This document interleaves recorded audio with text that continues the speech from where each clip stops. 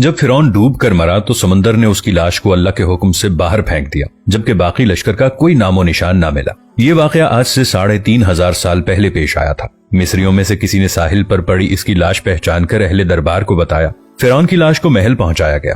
درباریوں نے مسالہ لگا کر اسے پورے شان اور احترام سے تابوت میں رکھ کر محفوظ کر لیا۔ حنوط کرنے کے عمل کے دوران ایک غلطی ہو گئی۔ فرعون جس سمندر میں ڈوب کر مرا تھا تو مرنے کے بعد کچھ عرصے تک پانی میں رہنے کی وجہ سے اس کے جسم پر سمندری نمکیات کی ایک تہ جمی رہ گئی تھی۔ مصریوں نے اس کی لاش میں نمکیات کی وہ تہ اسی طرح رہنے دی اور اسے اسی طرح حنوط کر دیا۔ وقت گزرتا گیا، زمین اور آسمان نے بہت سے انقلاب دیکھے جن کی گرد کے نیچے سب کچھ چھپ گئے، یہاں تک کہ فرعون کی حنوط شدہ لاش بھی زمین کی تہوں میں چھپ گئی۔ ان کے نام صرف کتابوں، ان کی تعمیرات اور لوگوں کے ذہنوں میں رہ گئے۔ اس واقعے کے 2000 سال بعد اس دنیا میں اللہ کے آخری نبی حضرت محمد مصطفیٰ صلی اللہ تعالی علیہ وآلہ وسلم تشریف لائے۔ ان پر نازل ہونے والی آخری کتاب میں فرعونوں کے قصے بڑی تفصیل کے ساتھ بیان کیے گئے، اور اسی سلسلے میں اس فرعون کا جسم محفوظ کرنے کی بابت آیت نازل ہوئی۔ اس کی سچائی پر سب اہل ایمان کا پختہ یقین تھا، لیکن وہ سمجھنے سے قاصر تھے کہ اس خدائی کا دعویٰ کرنے والے کی لاش کہاں محفوظ کی گئی اور کیسے اسے عبرت کا نشان بنایا جائے گا۔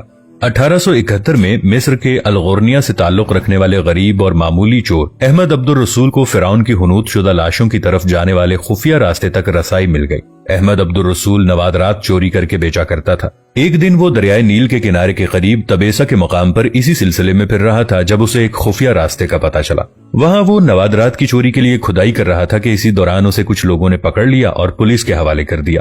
وہ جس جگہ کو کھود رہا تھا وہاں سے ملنے والے راستے کی جب مسلسل کھدائی کی گئی تو یوں 1891 کو دوسری ممیوں کے ساتھ اسی غرق ہونے والے فرعون کی لاش بھی مل گئی۔ اس کے کفن پر سینے کے مقام پر اس کا نام لکھا ہوا تھا۔ ان ممیوں کو ماہرین قاہرہ لے گئے۔ جب ان ممیوں کا تفصیل سے جائزہ لیا گیا تو فرعون والی ممی پر جمی نمکیات کی تہ سے تصدیق ہو گئی کہ یہ وہی فرعون ہے جسے اللہ نے پانی میں غرق کر کے بدترین انجام سے ہمکنار کیا تھا۔ یہ بہت بڑا واقعہ تھا۔ اس کی تصدیق کے لیے دنیا کے ماہرین آثار قدیمہ اور تاریخ دان مصر کی طرف بڑھے۔ مختلف سائنسی تحقیق کرنے کے بعد دنیا بھر کے سائنسدانوں نے تصدیق کر دی کہ دوسری سب لاشوں کی نسبت سے صرف فرعون کی لاش پر ہی سمندری نمکیات کی تہ جمی ہوئی تھی۔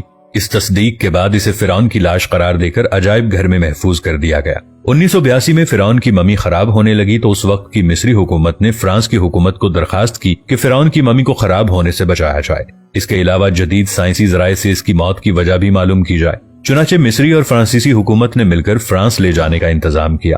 جب فرعون کی لاش کو فرانس پہنچایا گیا تو ایئرپورٹ پر اس دور کے فرانسیسی صدر بذات خود حکومت کے اعلی عہدیداران، تمام وزراء اور فوج کے افسران کے ساتھ استقبال کے لیے موجود تھے۔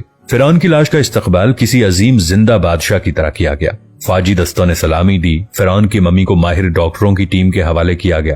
اس ٹیم کی سربراہی ڈاکٹر مورس بوکابے کر رہے تھے۔ مائکروسکوپ ٹیسٹوں کے ذریعے ممی کے تمام اجزاء کا باریک بینی سے جائزہ لیا گیا تو معلوم ہوا کہ اس کی لاش پہ سمندری ذرائع ابھی تک موجود ہیں اور موت کی وجہ بھی پانی میں ڈوبنا بتایا جاتا ہے۔ ایک بادشاہ کی موت پانی میں ڈوبنے کی وجہ سے ہو، یہ ڈاکٹر مورس کے لیے حیرت کی بات تھی۔ اس نے اس ممی کے بارے میں مزید جاننے کی کوشش کی تو اسے معلوم ہوا کہ اس بادشاہ کی موت کے حالات مسلمانوں کے نبی حضرت محمد صلی اللہ علیہ وسلم پر اتری کتاب قرآن مجید میں تفصیل سے درج ہیں۔ اسے علم تھا کہ جہاں سے اسے یہ لاش ملی ہے وہ اسلامی ملک ہے، چنانچہ تجسس کے ہاتھوں مجبور ہو کر وہ مصر پہنچا۔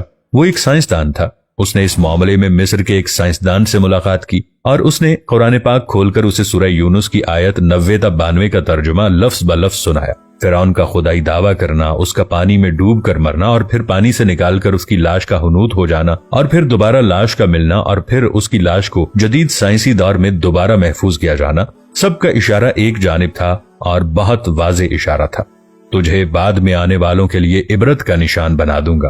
فرعون کی لاش ایسے محفوظ کر کے دنیا کے سامنے لا کر رکھ دی گئی ہے کہ انٹرنیٹ کی ایک کلک پر، رسائل و جرائد پر، ٹی وی چینلز پر اور عجائب گھر میں اربوں انسانوں کی آنکھوں کے سامنے کری اور قابل طرف حالت میں موجود ہے۔